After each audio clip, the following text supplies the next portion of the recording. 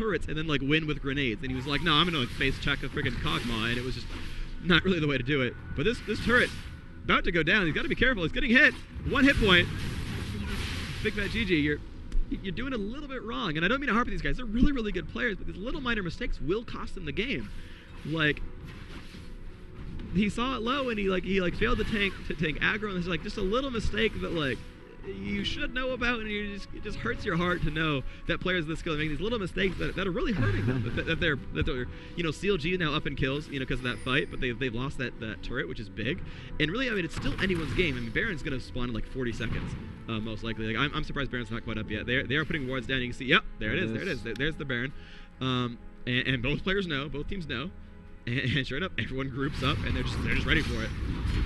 So Kobe's in good shape. He doesn't do a lot of damage, but he is double elixir, and that is huge. That'll jump his damage up pretty high.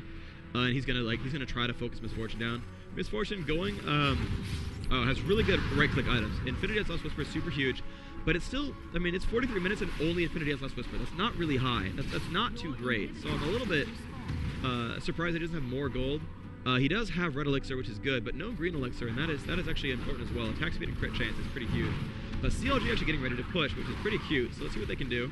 I mean, that turret is doing some damage to his minions, but Kog'Maw, right, presses W, has long range, just poke down that turret, and they can sit here all day. It's no big deal. They have mana regen, they have health regen. They can just sit here, AoE the minions down, protect their carry, and just again poke these turrets down, and they'll do well. So Dan throwing out some shots, not getting a lot done. There we go, Kog'Maw again hitting this turret down, and Kog'Maw with a Janna shield is just so deadly. Now has a frozen mallet, and that is so huge. Frozen mallet is really, really sexy on him. And yet they're going to go again. There's a Janna shield on him, and there we go, chunking it down for about 100 damage a shot. Does take a stun to the face. Hotshot's a little bit scared, but yeah, they're just going to spam down these waves every single time, and this turret is just slowly going down, and it's going to go down and go down and go down. There's a little bit of a minion farm push wave going bottom. It won't kill this turret. A little bit of a push wave going on top, won't kill the turret either. But both players are kind of going back and forth, poking each other. Aragi taking some damage, has a lot of MR.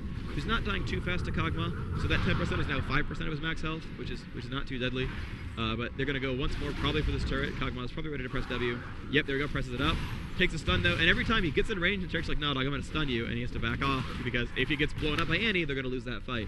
And again, it's that positioning. If they're grouped up in the lane like they are, and Amumu gets a good ultimate, that's a wipe, because Misfortune is level 16 by now. Yeah, she's level 18, so it's a full power ultimate with like plus 120 damage, 130 damage. So that's going to be a very, very heavy bullet time. Probably swinging for about 200 damage per wave, which is just hefty.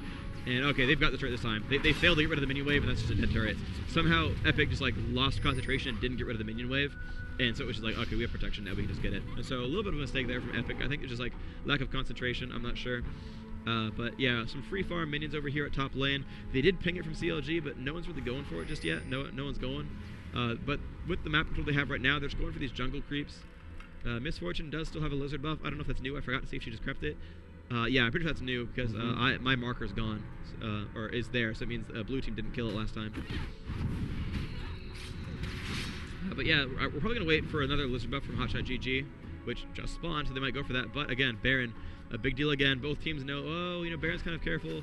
Okay, yeah, there we go. Good shot from Kennen. Probably did hear that sound effect hit, so they do know that those guys were there. They did break a Banshee's Veil off of Amumu. Uh-oh, GG, be careful. You don't see him, do you? Oh my god, Big Fat GG, can you get out? Oh, such a mistake there. Blue pilling in the brush and just like not running away in time. And he just got caught by a stun. I don't know if he like thought he was in brush or was like on the other side or what, but just like complete mistake there. So now Epik with a great push ready for them. And 5v4, it means you can win the game. So this is going to be a pretty big deal. They're going to push down onto this inhibitor, and that inhibitor, they're just not going to go for it. Like, it's just, they're giving it up. And it's not the end of the game. I mean, the second time they killed it, they didn't lose the first time they got it. They got Baron after they got it the first time. So, I mean, what are you going to do? But they could go for Baron here. They do have map control. They do have this nice little minion wave, so they can push top as well. Yeah, Kennen will spawn in about 30 seconds. Oh, wow, 30 seconds? Really? Wow, 25 seconds on Kennen. So they have the ability to still push this. Now, Kog'Maw doing some good work. Gets Tarek down to half. Now, Tarek is good at self-healing. And he's got to be careful. His positioning is terrible. His positioning is so bad. They're all grouped up. They can get Amumu and Misfortune really, really hard. They've got to be careful. Elements in the front with Shen. Do what he can. There we go. Nice little stun on nice damage I put on a Misfortune. Very good Janna tornado. So now the Banshee's Veils are broken. Kennen up in 4 seconds. They're just onto the turret. They're just going for it. And that turret will go down, but oh my god, Tarek is super low. Janna pushing him all the way back. Very good job there. And yes, Tarek will go down. Amumu, though, is on top of Kog'Maw, but Udyr will get dropped down. Oh, they do catch him with that. Uh-oh, this is just not looking good. CLG coming in here. Big Fat GG is in there. Oh, will they kill Excessive? Yes, they will. And Andy going down. Sauce is, oh, he pops his zonies as well. Will they get this kill? Hotshot GG cast killed our Rugged. There's Andy going down. And amazing. Kennen just picking up everyone. Amazing fight by CLG. Very, very good stuff there. Aces it once more. Oh man, excessive blaming lag. It seems that people are having a couple of ping issues. I think with the internet here, that they're getting a couple lost commands, unfortunately. And excessive, as misfortune, was not quite able to kite that fight. Ouch. Yeah, the MS has jumped up here, unfortunately. So that's quite an unfortunate fight there. But Hotshot and Chowster going in onto Baron. They've got to be a little bit careful because no one else is helping him to tank it. So there we go. Okay, okay. Shen has come in now. Is going to do some damage, and they do have the control. They still have like a good 20 seconds before any response. They will probably get Baron this time. Finally the first like non-fake Baron. So CLG with their second Baron kill. They are now finally winning in champion kills. No dragons is kind of a big deal, but they're still doing quite well for themselves. This Baron kill is pretty huge. Hotshot going to pick that up. There we go. Nice stuff there. Be pretty amazing if they could turn this around. Yeah, I mean, coming back from, and again, like last time, they were winning early game, they were doing awesome, and then they kind of threw it away. Right. And those two really huge, terrible team fights, and they're like, oh, no, we got this, we're still us. And so it's really just then positioning and like these little, like, weird, initiations where, like, some dudes get separated, some dudes picked off, and apparently, like, one guy got a lag spike, which really hurt, which is just really, really unfortunate to see this. But yeah, the players are grouped up at this point, and they have Baron buff, so it really is time that CLG can push. Hitting the 50-minute mark now. This is when the last game ended. But CLG definitely in the driver's seat this time. They're not so far ahead that it's impossible for Epik to win, but they need to get good ultimates off. They do have really good AoE awesomeness. And unfortunately for them, CLG has been stacking defense now. They've been getting Sunfire Caves and Banshee's Veil, so those R buttons aren't going to melt them anymore. They'll do really good damage, they'll get down to half, but they've got to get the rest of the fight going. And Amumu really doesn't do a whole lot after he presses R, so he's got to find something to do, and then it's really going to be up to Misfortune and Andy to keep putting damage output. And especially, it's going to really be big on Heimerdinger. Heimerdinger doesn't have any front-loaded bursts. He's really all about persistent damage, and if he can carry his weight, that will give them a win. If they can get the ultimates off, and then Heimer can not get killed, they will easily win these fights. But sure enough, CLG is getting ready to just push all the way down and just do some crazy, immense pushing and awesome damage, and they might win it here. Banshee's Veil broken. Dan, again, just taking a lot of damage he doesn't want to. Just walks up in range of Kennen, and yeah, he did some damage to Udyr, but really, you don't want to take damage. Ooh, Kobe taking a lot of hits to the face. The turret doing a lot of damage to him. He's down to half, and Annie let up a good front-loaded stun there as well. So, some good play. And here we go, both teams getting ready to go for this. And yes, they will pick down that turret this time. Oh, the Misfortune note goes off, but doesn't really do a lot of damage. It was kind of a little bit premature. They kind of didn't get guys very low. I don't think there's a... Ooh, nice from Kog'Maw. Actually got a Quicksilver Sash, so that's going to let him get out of Amumu's ultimate and all those kinds of big stuns that were ruining his day before. So Hotshot's going to be very, very hard to kill. He's very tanky now, 3,000 health, double elixir, and frozen mallet. He has his awesome endgame items. They kill the inhib, they still have Baron buff, and they're going to back off for now because these lanes have all been pushed. They're losing a lot of farm because these lanes are pushing all the way down, and they're going to lose the top inhibitor if they don't defend it. That's actually kind of really funny. They might lose this inhibitor just to minions.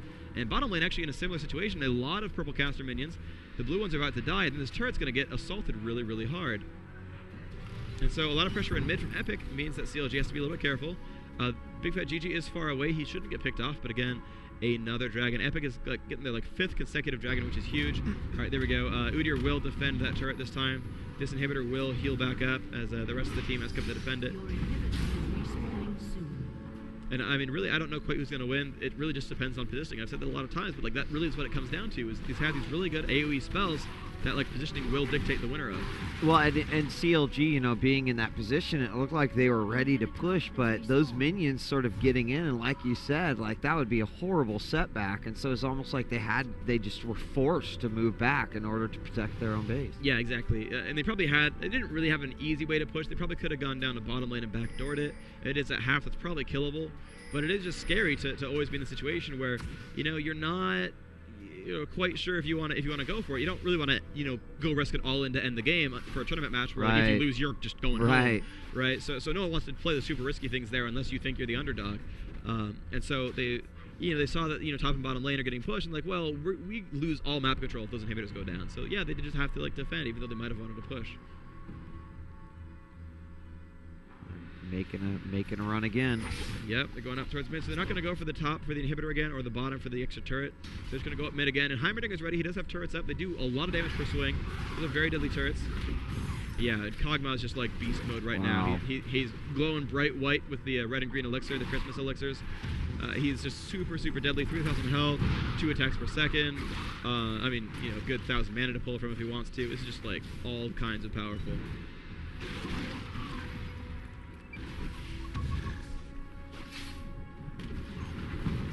So they're putting the tanks in front. Kog'Maw's kind of in the middle. He's a little bit too close to the front, but he's going to be okay. The front minions out. Post down Araragi. Not a lot of damage there. It doesn't really matter that he went for him. Dodges the grenade nicely there. And yep, they're up to the main base. And that super minion will tank that turret for quite some time. Now, I don't know if they're just trying to hold him in the base and like run away in Baron or something, but they're not quite initiating where I might have thought they would. I know all the ultimates are up, so it can be go time at the drop of the hat. It's not happening just yet. But you know, they're certainly, you know, both teams must be ready for like this final confrontation that will end the game. Kobe's total shell goes down, but he can refresh that no problem. And yeah, they're just kind of poking at each other. They really are just poking, and that's the main thing. And seriously though, top and bottom minion waves are big, so they're pushing up themselves. So these guys can just group up to a turret and just like, oh surprise, we're pushing somewhere that you didn't expect, and they're holding on their base so that they can allow themselves to do that, which is really, really important. And Baron should be spawning in about a minute as well. So they are backing off. They're going to take some of these neutral camps. Unfortunately, Lizard has not spawned, but neither has Dragon actually. But yep, there we go. They've moved to top. Now Annie put some damage output there, so those minions aren't going to last long. But yeah, there's the big push at bottom. And I don't think it'll die to just minions. I think it's a little bit too durable. But they really could go for that turret. Oh, but they're going for top. And they're not quite ready. They're still limping at its place. So yep, there's the Kog'Maw W and poke, poke, poke. But uh-oh, turret's in range. Be careful. And they've got to back off. Just be careful, this little poking game. And let's see what they can do about this. So GG taking a couple shots. It's going to be okay for now. Gets that voice staff, just throwing shurikens across. Oop, dodges that. Very good. A good dodge from him. And let's see, they're just positioning themselves. Oh wow, bottom actually did push itself. I'm surprised.